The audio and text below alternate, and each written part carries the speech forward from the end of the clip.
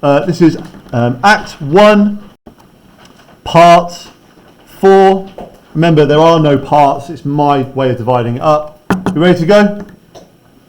Freddie, you ready to go? Can you look more ready, please? That'd be helpful for me. Okay. Right, Sheila has now entered and crosses to Burling. The inspector and Gerald rise.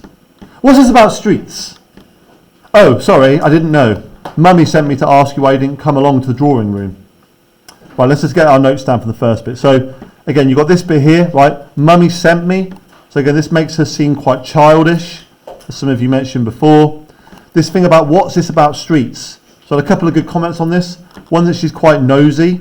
This idea that she's kind of entitled to every bit of information that's going around. She can ask that of an inspector, right? And also her naivety, right? Her naivety. Because she doesn't know about the world, right? So she is oblivious.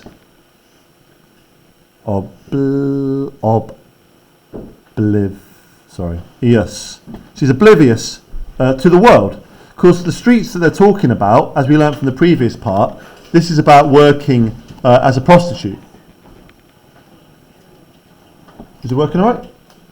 Yeah? She doesn't know about that because she's sheltered from it, right? So the idea of her being sheltered from the world. Now again, in some ways you would go, well, how shameful of her not to know what's going on, but also this idea that it's obscured from her, right? It's kept from her because that's not what her life is like. Right, Mr. Burling. We shall be along in a minute now. Just finish. I'm afraid not. There's nothing else, you know. I've just told you that. What's this all about? Nothing to do with you, Sheila. Run along. Yes. So look, the way she's treated, right? So again, she's dismissed by her father, right? But also there's an element of this, which is that he's trying to protect his reputation. So he doesn't want her to know about this because it makes him look bad. Inspector? No. Wait a minute, Miss Barlow. Look here, Inspector. I consider this uncalled for and offensive.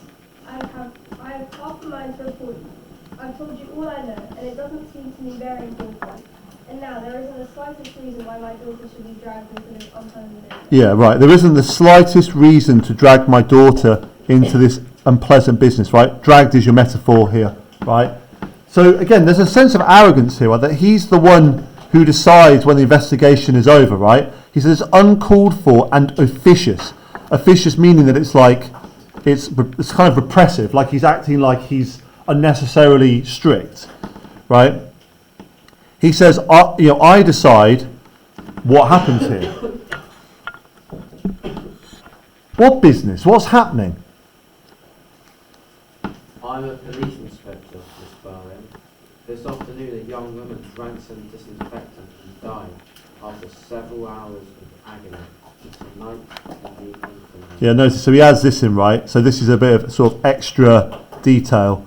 So he doesn't need to say that she had hours of agony. That's not factually relevant, but he wants to create a sense of the horror for her, right?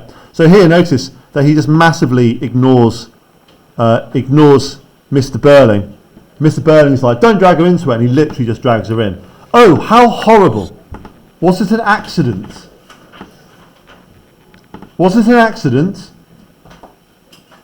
Oh, sorry. No, she wanted to end her own life. She felt she couldn't go on any longer. Yeah, good. So notice even here, right, there's kind of an assumption of innocence, right? Oh, how ghastly. Was it an accident? No, she wanted to end her own life. So again, you've got a little bit more of reality here, right? This is something which Sheila would not consider because her life is so decent. Burling. So don't tell me that because I discharged her from my employment nearly 2 years ago. That might have started it. Did you, Dad? Yes, the girl had been causing trouble at the work. I was quite justified. There's a notice again before we turn over, right? So look, so don't tell me that's because I discharged her. So again, he just will not accept any responsibility. He won't accept anything, right? He doesn't even feel any sort of sadness or remorse. He's just like, it's got nothing to do with me. So add this down, won't accept any responsibility at all. right? But these two here are different, right? They're different. So they're much more open-minded. So Burling is very closed-minded. Things are as they are. These two are much more open-minded. They go, well, did you, Dad? Are you responsible? Right? Maybe you started it. This idea of the chain that the inspector talks about. That sure, you're not the reason she did it, but maybe you started the ball rolling on the events that led to that happening. Gerald, you've been sat there. Here you go. Big moment. Yeah, I think you were. I know we have done the same thing. Don't look like that, Sheila. Yeah, so when he says we, what he means here is, he means his business. So Gerald is sort of aligned with Mr. Burling, and Eric and Sheila are kind of aligned with each other. But why does Eric help out with Mr. Burling's business? He kind of works in the factory, but like he would be the one that inherited the factory. Because like it seems like Gerald has a more like up. He's a more up in the main business. He's older than Eric, but you're right. Like Eric and Gerald are both like the heirs to their businesses, but Eric does work in the factory. But yeah, Gerald definitely has a sense of being. Yeah, there's a sense that he has some power in the business. Maybe his father's passed it over to him already. It's never really too sure. Sheila, that's me. Sorry. It's just that I can't help thinking about this girl destroying herself so horribly, and I've been quite happy tonight. Oh, I wish he hadn't told me. What was she like? Quite young. Yes, 24. It's underline this piece. I can't help thinking about this girl, and then I've been so happy. So she's able to. The difference between her and her father is that she can draw parallels with this girl. She can say, my happiness, right, juxtaposed with the girl destroying herself.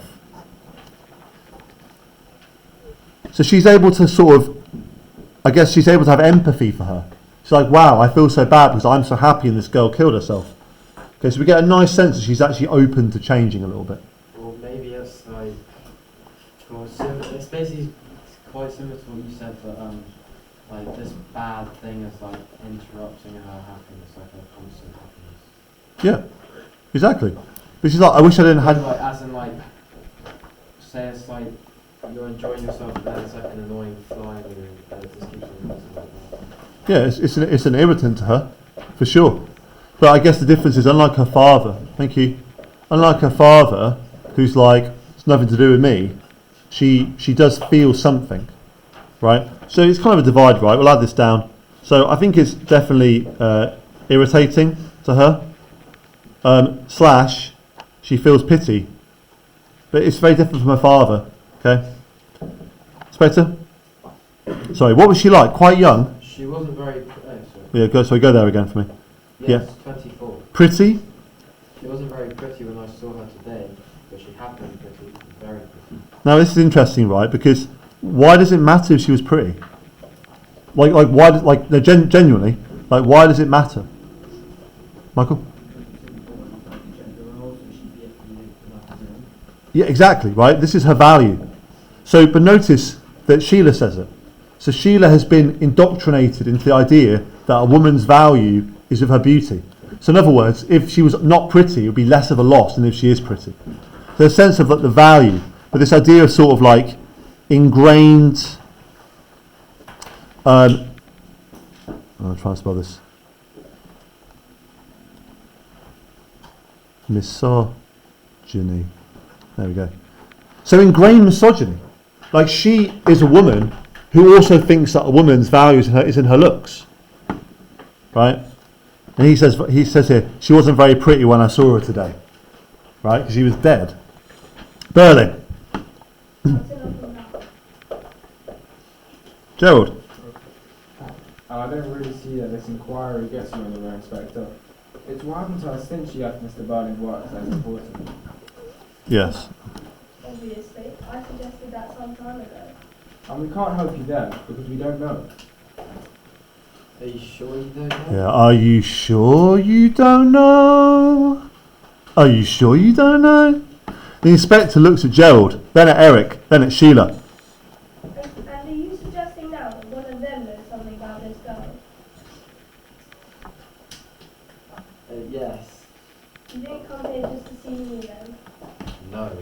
The other four exchanged bewildered and perturbed glances. Bum, bum, bum. Go on, Burling. You got this. Well, of course. If I'd known that earlier, I wouldn't have called you officious and talked about reporting you. You understand that, don't you, Inspector? I thought, for some reason best known to yourself, you were making the most of this tiny bit of information that I could give you. I'm sorry, this makes a difference. Are you sure of your facts? Yeah, so there's a bit more respect now. So he's going, okay, well, damn, other people are involved, so I best try and be nice to this guy. Right? Are you sure of your facts? Inspector? Some of them, yes. They don't seem to amount to very much, though, do they? The girls are dead, though. What do you mean by saying that? You talk as if we were responsible.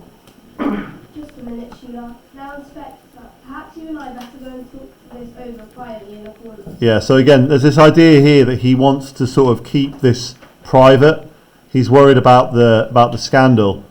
So whereas the younger ones want to know all the information, he's trying to repress it down. Yeah.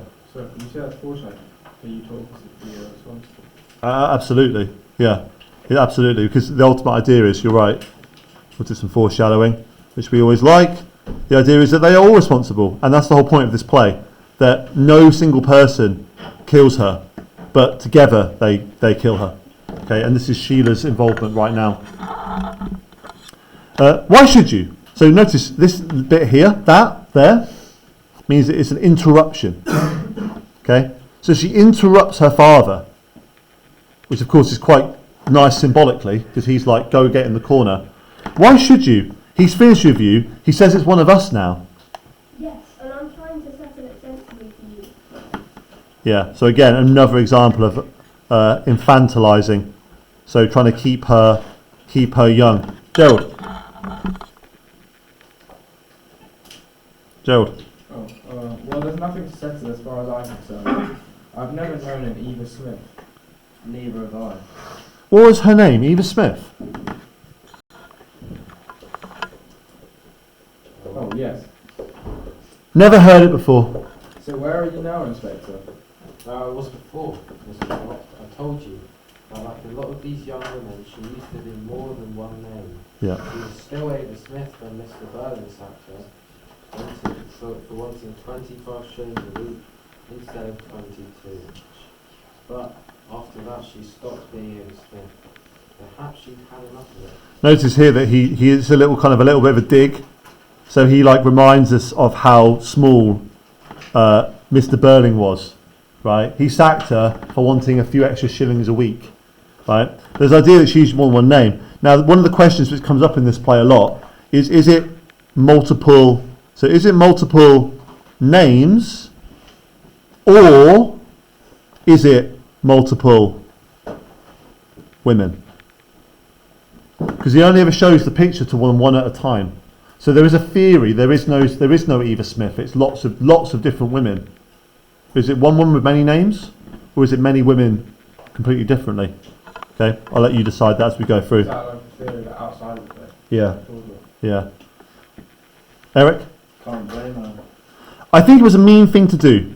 Perhaps that spoiled everything for her. So look at that, right? So there's a sense here, right, of her defying her father, right? So her father's like, I didn't do anything, and she's like, yeah, you did, it was really mean. Burling, you don't like this, obviously, because I'm your little girl. I am. I know it seems weird, but that's the parts we're playing. Rubbish. Do you know what happened? Do you know what became of her after she left my employment? Well done, right page please. Yes, she was out of work for the next 2 months. Both her parents were dead, so she'd no one to go back to. Alright, good, there's some good stuff here. Both her parents were dead, so she had no home to go back to. Yep. And she hadn't been able to save much out of what Burling and Company had paid her. Yep. So after 2 months with no work, no money coming in, and living in lodgings with no relatives to help her, few friends, lonely, half-starved, she was feeling desperate. Yeah, so he lays on a bit thick here, right? So look at this. Few friends, lonely, half-starved, no work, no money, no relatives. So she's intensely vulnerable. And this is important because, in a way, when a person makes a choice, even if they think they're making the choice in their life, but that's what their life is like, they can't make an informed decision, right? They're too desperate to give consent, right? Which matters later because when the men get involved with her, it gets a lot worse. I should think so. It's a shame. Inspector? There are a lot of young women living that sort of existence. Yeah. Miss Berlin, in every city and big town in this country, if there weren't, the factories and warehouses wouldn't know where to look for cheap labour. Ask your father. Yeah, so this is pretty on the nose, right? So there's this idea that these women are desperate, so they'll accept the cheap labour. So what you've got here is you've got exploitation. So you pay people so little that they can't afford to leave you, and they're completely desperate, right? But notice this here, right? What he says is that this Eva Smith thing, it's a national issue. Freddie, I need to make notes, please. Okay, it's a national issue. It's not just about Eva. He says there are many, many, many women around the country that are in this situation. So what does that word say next to calm? Which one? Like This one? when you're allocated. Oh, consent. Consent. C-O-N-S-E-N-T. So you can't consent. You can't agree to things if you're vulnerable. Right? Because you're not able to make a decision that's open because you're desperate. That's it on the nose as well. On the nose, yeah. Is ask your father, right? As in, like, your father is an exploiter of poor women. Right? He's a villain. He's a criminal. Is that on the nose? Yeah. On the nose is just like direct. So I should be more specific. Like Right. in front of you. It's direct and insulting. Yeah. Good line for Sheila. Probably one of our best lines. But these girls aren't cheap labour. They're people. Woo, woo, woo. Right? Now, of course, cheap labour is how Mr. Burling sees them. They're people is a socialist idea.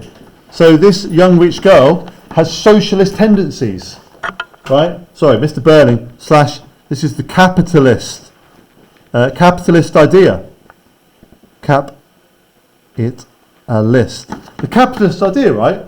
Are you a person or are you just cheap labour? Inspector? I've had that notion myself from time to time.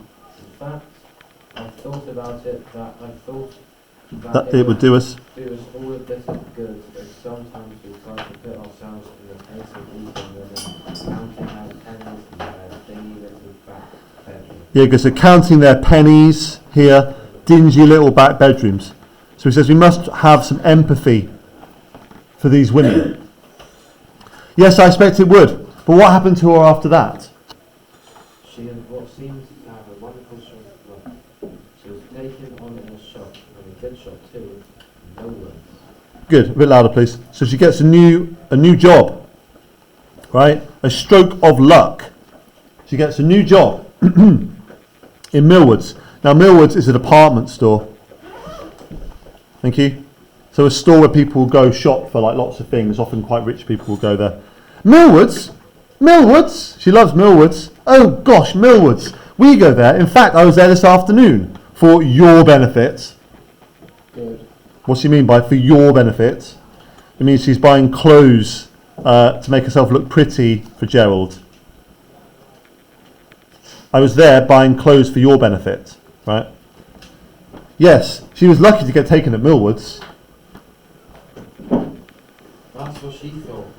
And it happened that Go on. at the beginning of December that year, 1910, she was a good deal of influenza about. And Millward suddenly found themselves short-handed. Yeah, so loads of people died. So back in those days, the influenza or the Spanish flu killed millions of people. So she got a job because, this is ironic, right? She got a job because all the other poor people that worked there died of the flu. Right? So death, because the poor died of flu. And the reason why is because it spread so much. Think about when they had the COVID pandemic and they tried to make people separate around because of the overcrowding and poverty. the flu spread badly and they died. So her stroke of luck is that other people were killed by the flu. Keep going, please. So I gave her a chance, and from what I can gather, she liked working there. Good. She liked working there. It was nice. Yes. It was a nice change from a factory. She enjoyed being among pretty clothes, Oh yes, the pretty clothes. I've no doubt, and she felt she was making a good fresh start. You can imagine how she felt. Yes, of course. And then she got herself into trouble there, I suppose. It's like he can't let it lie, can he? Right? Because he's so prejudiced against these people. That he's like, oh, she must have got in trouble there as well, then, isn't she? Right? So yes, she's got a nice new job. She really likes it there. Any guesses who's going to ruin it for her? Well, we'll find out, won't we? Inspector, please. After about a couple of months, just when she felt she was settling down nicely, they told her she had to go. She got fired from the second job, right? Just when she was settling down nicely, they told her she'd have to go. She was fired from job number 2. Let's find out what happened. Burling, what do you think? Not doing her work properly. Inspector? There was nothing wrong with the way she was doing her work. They admitted it. Okay, so again, she's a good worker, right? She was a good worker in the first job. She's a good worker in the second job. I wonder what could have happened. Burling? There must have been something though. Inspector? All she knew was that a customer complained about her, so she had to go. A customer complained about her and she had to go. Who likes going to Millwoods? Literally. Sheila. A customer complained about her and she had to go. So we're supposed to be thinking, Sheila? Surely not. Sheila, who loves everybody, surely she cannot do that situation. Staring at him agitated because she knows it was her. When was this? Come on. At the end of January last year. What did this girl look like? If you come over here, I'll show you. Sheila crosses to him. He produces the photograph, right? She looks at it closely, recognises it with a little cry, and a half-stifled snob, and then runs out. The inspector puts the photograph back in his pocket and stares speculatively after her. The other 3 stare in amazement for a minute and rise. Burling. What's the matter with her? Why the devil do you want to go upsetting a child like that? Come on. Come on. Me? Yeah. Oh, sorry. That's more or less what I was thinking earlier tonight. That's not your line. You need to do it properly, else I'll take it off you, right? You've got a job. You volunteered for it, right? I'll let you find your place. Notice he calls her a child, right? She's 24 years old. She's 24 years old. He calls her a child, right? He sees her like something that's little. You got it? Oh, I didn't even notice that I hadn't heard that, so. Come on, read the part. I don't know yet. That's I didn't do it. She's upsetting herself. Burling. Well, why? Oh, I don't know yet. That's something I'll have to find out. Well, if you don't mind, I'll find out first. Shall I go to her? No, leave this to me. I must also have a word with my wife. Tell her what's happening. We were having a nice family celebration tonight, and a nasty mess you made out of it now, haven't you? Yeah. So he says to the inspector, "It's your fault, right? You're the one who's ruined. You're the one who's ruined this little celebration by bringing up that dead girl." Anywho, Inspector. That's more or less what I was thinking earlier tonight. What? When I was in the infirmary, looking at what was left of Ava Smith, a nice little promising life there, I thought, and a nasty mess somebody's made of it. Yeah, a nice little promising life there, I thought, and a nasty mess somebody's made of it. So again, he flips it around, right? So he says the nasty mess, of course, is the Burlings. So they have collectively ruined this girl's life. Burling looks as if he's about to make some retort, then thinks better of it, goes out, closing the door sharply behind him. Gerald and Eric exchange uneasy glances. The inspector ignores them. Gerald.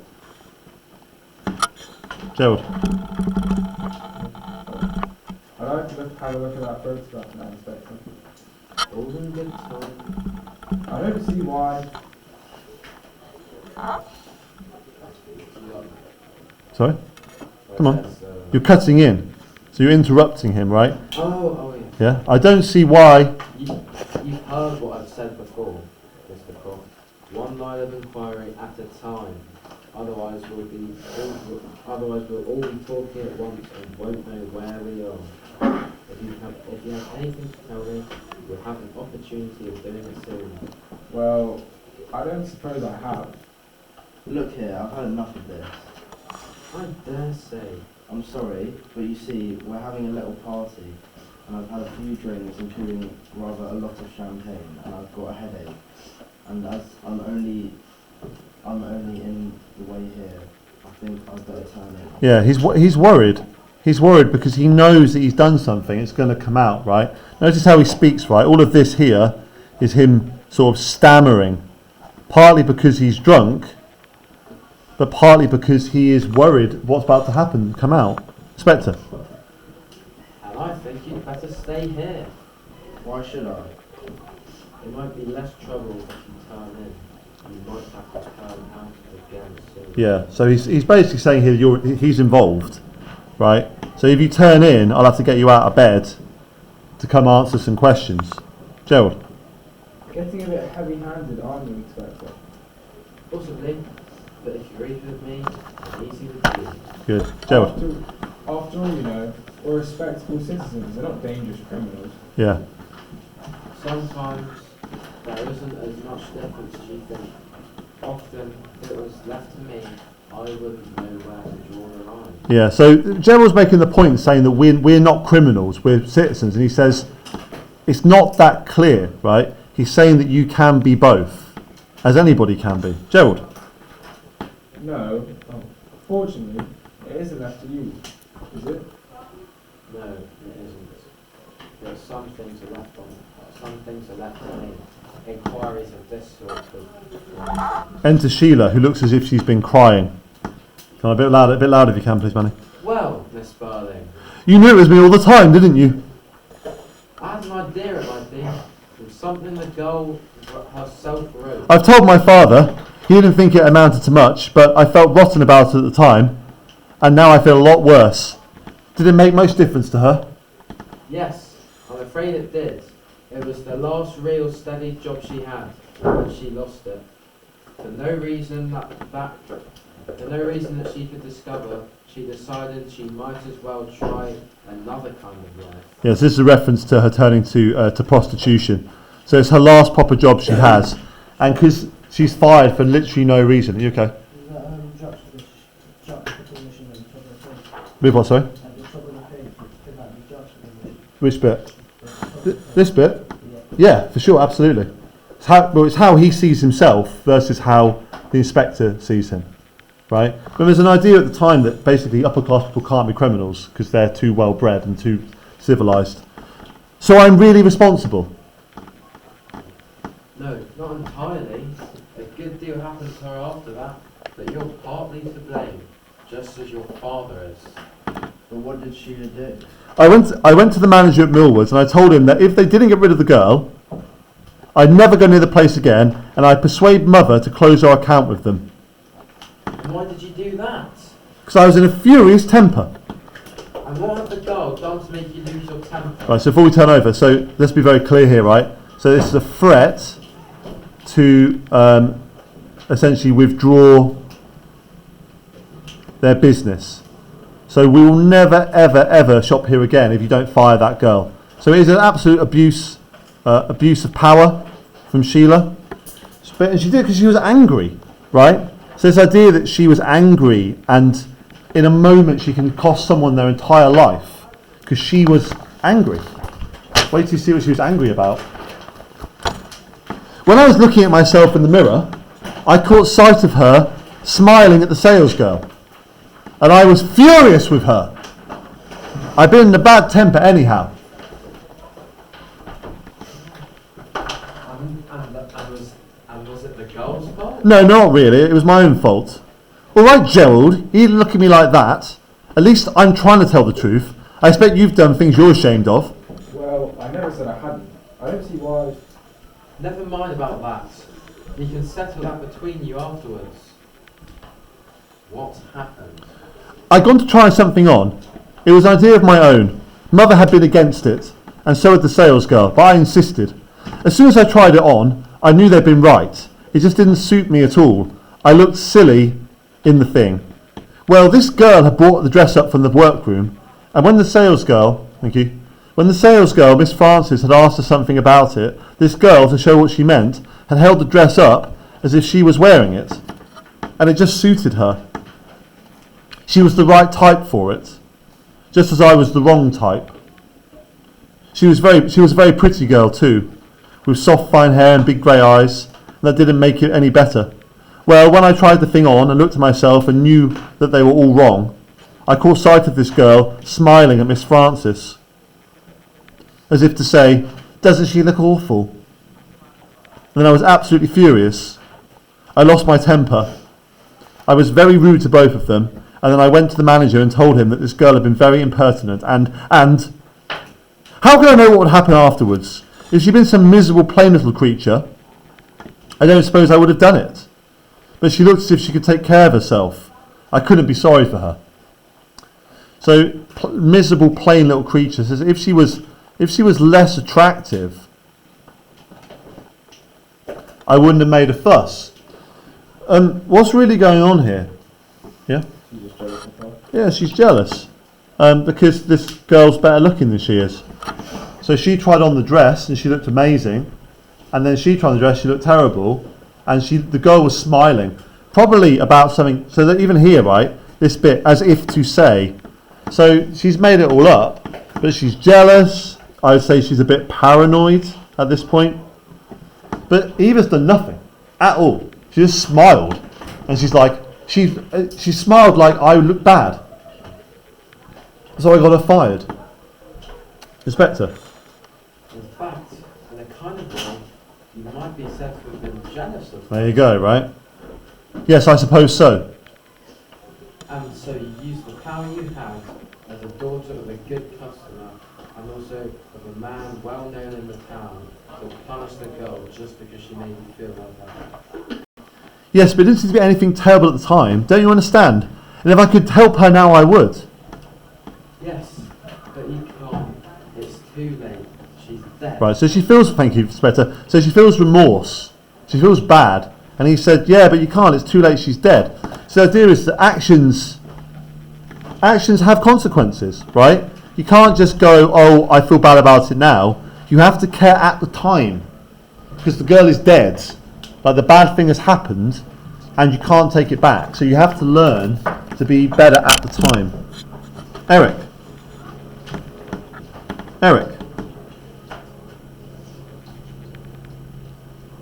My God, it's a bit thick. When you come to the Oh, shut up, Eric! I know! It's the only time I've ever done something like that, and I'll never do it again to anybody. I've noticed them giving me a sort of look sometime at Millwoods. I've noticed that even this afternoon, and I suppose some of them remember. I feel I can never go there again. Oh, boo-hoo! Oh, why had this to happen? I love Millwoods. Why? My life is over, right? Inspector. That's what I asked myself tonight when I was looking at that dead girl. And then I said to myself, well, we'll try to understand why it had to happen. And that's why I'm here. And why I'm not going until I know all that happened. Yeah. Ava Smith lost her job at Burling and Company because the strike failed and they were determined not to have another one. At last, she found another job under what name? I don't know. In a big shop, and had to leave there because you were annoyed with yourself and passed the annoyance on to her. Now she had to try something else. So first, she changed her name to Daisy Renton. Gerald? Startled! Why is he startled? She knows her. Because he knows her, right? He's like, oh God, right? Now what Inspector does, he's very good at he summarises their guilt. So after each part he goes, let's just remind each other, right? Here's the chain being built. He fired her for wanting more money, and then you fired her because you were annoyed about yourself. So what he's doing is he's building the chain.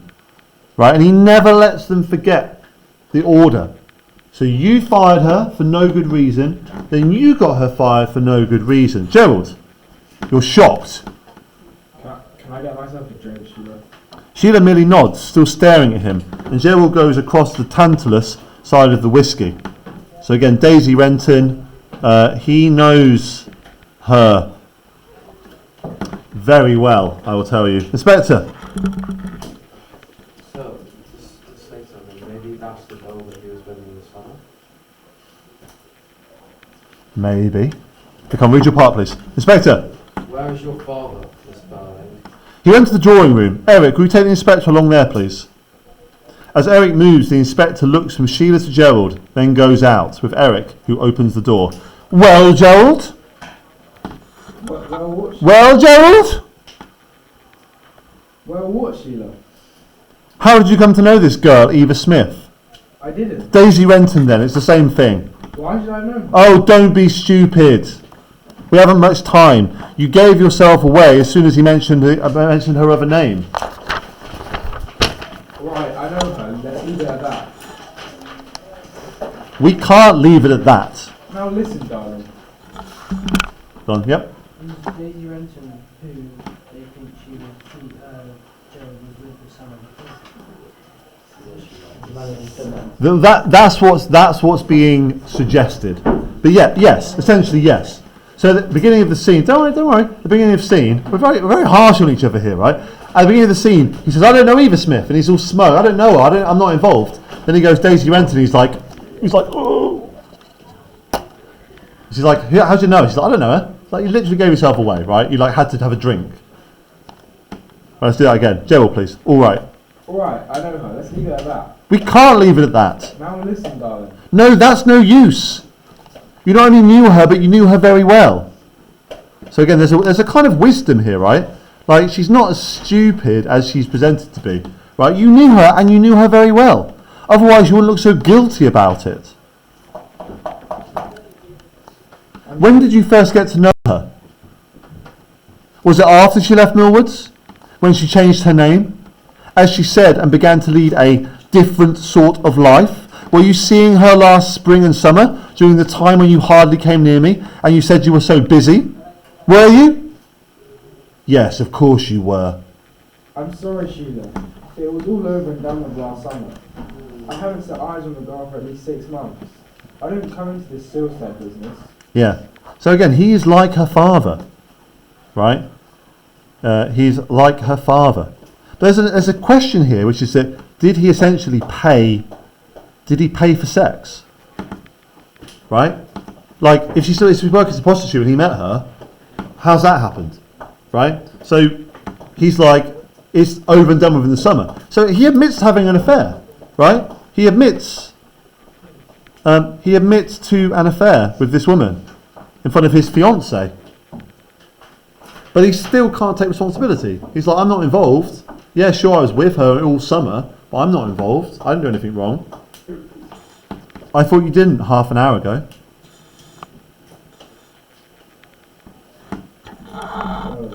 Sorry, I read that badly. I thought I didn't half an hour ago. You don't, neither of us does. So for God's sake, don't say anything to the inspector. What about you and this girl? Yes, we can keep it from him.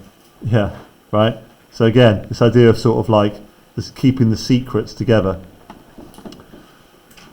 Ha ha ha ha! Why, you fool! He knows! Of course he knows! And I hate to think how much he knows that we don't know yet. You'll see. She looks at him almost in triumph. He looks crushed. Right, her triumph, he looks crushed. The door slowly opens and the inspector appears, looking steadily and searchingly at them. The door closes. This is the end of Act 1. Okay. Good. Right, well done. Thank you for people who read. So again, first job please is to our summaries. There's a little bit of space for you there.